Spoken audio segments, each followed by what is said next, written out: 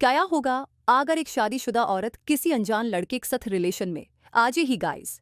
Welcome back to my channel. आज हम देखेंगे ऐसी ही मूवी अनफेटफुल। स्टार्ट करने से प्ले लाइक और सब्सक्राइब कर देना चैनल को। हमारी मूवी शुरू होती है कॉनी के साथ, जो अपने बेटे चार्ली को स्कूल के लिए रेडी कर रही होती है। उसका हस्बैंड एडवर्ड होता है जो कि कुछ प्रॉपर्टीज की बात कर रहा होता है।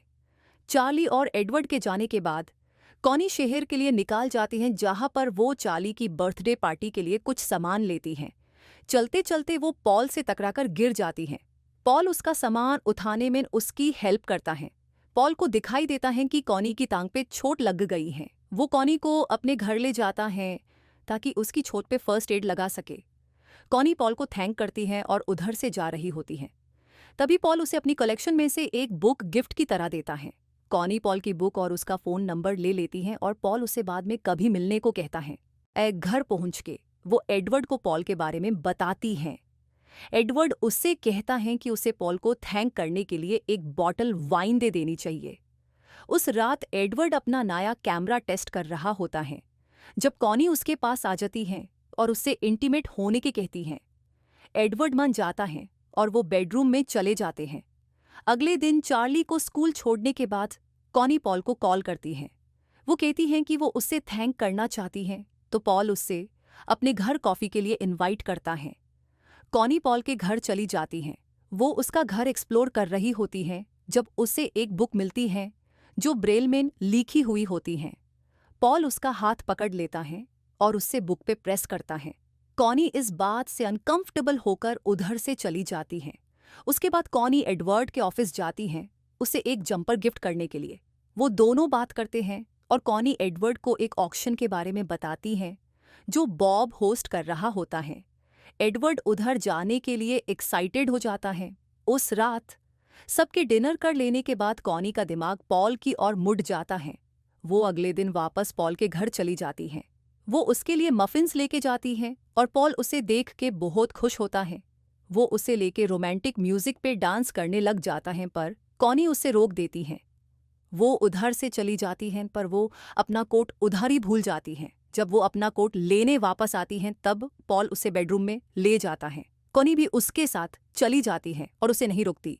दूसरी ओर एडवर्ड बॉब के साथ मिलता है और उससे ऑक्शन के बारे में पूछता है, पर बॉब कंफ्यूज हो जाता है और कहता है कि वो कोई ऑक्शन होस्ट नहीं कर रहा। उस रात एडवर्ड कॉनी के साथ बहुत वियर्डली एक्ट करता है। वो उससे पूछता है अगर वो उससे अभी भी प्यार करती है। कॉनी इंस्टेंटली हाँ कह देती है और एडवर्ड ये सुन के थोड़ा शांत हो जाता है, पर वो अभी भी परेशान होता है। कुछ दिनों तक कॉनी तो जिंदगी जीती है। वीकेंड्स पे वो एडवर्ड और चार्ली के साथ प्यार से रहती हैं और वीकडेज पे वो पॉल की लवर बन जाती हैं। एक दिन पॉल और कॉनी किसी कैफे में किस कर रहे होते हैं जब उन्हें एडवर्ड का कोवर्कर बिल देख लेता है। उस रात कॉनी बात ले रही होती है जब एडवर्ड उसे ज्वाइन करने आ जाता है। वो उसके साथ इंटीमेट होने की कोशिश करता है पर कॉनी उससे रिजेक्ट कर देती है। अगले दिन एडवर्ड उसे लंच के लिए इनवाइट करता है पर कॉनी उसके लिए भी मना कर देती है। वो उसे कहती है कि उसे ऑक्शन का सामान लेने जाना है। तभी एडवर्ड एक हॉट ड्रेस रखी हुई देखता है और वो उस पे शक करने लगता है। वो वापस कॉनी को लंच के लिए इनवाइट करता है पर वो कहती है कि उसकी सैलून में अपॉइंटमेंट है। एडवर्ड कंफर्म करने के लिए सैलून में चेक करता है पर कॉनी की कोई अपॉइंटमेंट नहीं होती। एडवर्ड अपने ऑफिस चला जाता है और कॉनी पॉल से मिलने चली जाती है।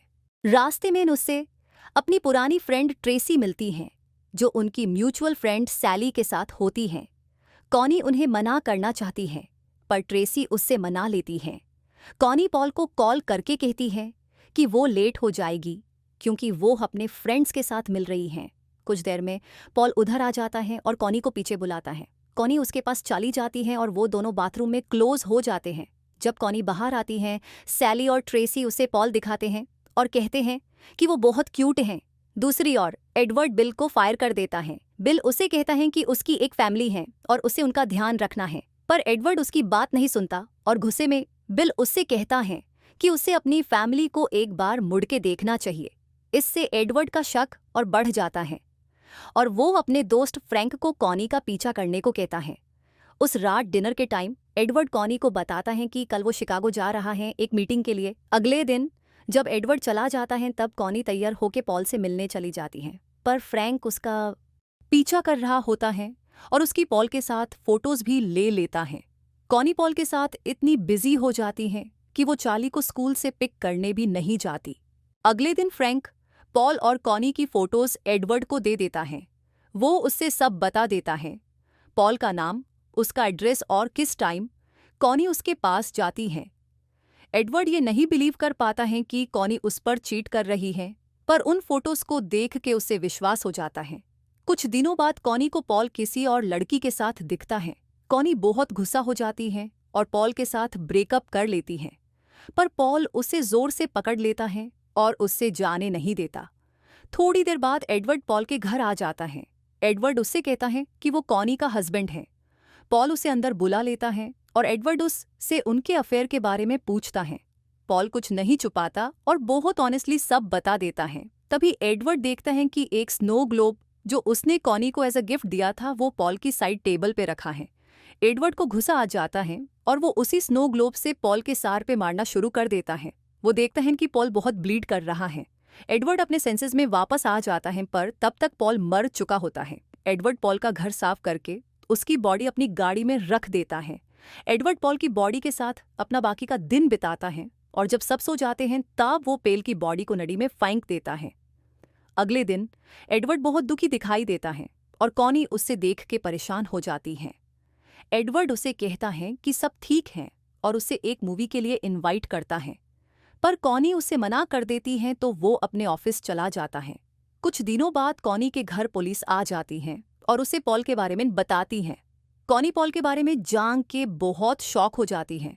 पुलिस कॉनी से पॉल के बारे में पूछती है और कॉनी कहती है कि वो पॉल से बस बुक्स लेती थी और वो उसके साथ उतनी क्लोज नहीं थी। एडवर्ड उसके झूठ को कंफर्म कर देता है और पुलिस उधर से चली जाती है। कुछ देर बाद कॉनी को एडवर्ड के कपड़ों में नुस्की और पॉल की फोटोज मिलती हैं। उसे समझ आ जाता है कि एडवर्ड को उनके अफेयर के बारे में पता है। उस रात कॉनी और एडवर्ड अपने दोस्तों के लिए एक पार्टी रखते हैं और एक गेस्ट उसी स्नो ग्लोब के साथ खेल रहा होता है जो पॉल के घर पे था। कॉनी को ये दिख जाता है और वो रियलाइज करती है कि एडवर्ड ने ही पॉल को मारा है। उस रात कॉनी एडवर्ड को कन्फ्रंट करती है और वो कहता है कि उसने पॉल को गलती से मारा है। वो कहता है कि वो एक्चुअली कॉनी को मारना चाहता था। इस सब के बाद वो दोनों अलग हो जाते हैं। एक वीकेंड एडवर्ड चार्ली को पियानो बजाना सिखा रहा होता और कॉनी उन दोनों का सामान सोर्ट कर रही होती है।